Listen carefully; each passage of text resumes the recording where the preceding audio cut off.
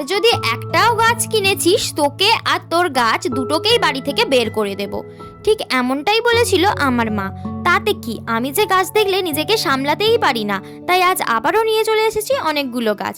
তো প্রথমেই আছে এই গোলাপ গাছটা, এটাতে একটা ফুল আর একটা কুড়িও আছে, আর ফুলের কালারটা হলো কালচে লাল টাইপসের, এরম কালারের আমার কাছে কোনো গোলাপ নেই, আর এটার দাম নিয়েছে 7 টাকা।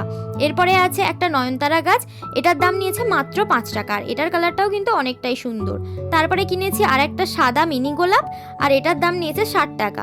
যদিও বা গাছটা খুবই ছোট, কিন্তু কাকুর কাছে আর অন্য গাছ ছিল না, তাই এই সাদা মিনি গোলাপটাই আমি নিয়ে নিয়েছি।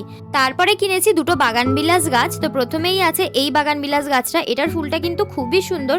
প্রথমে থাকবে হলুদ, তারপরে সেটা লালে পরিণত হবে।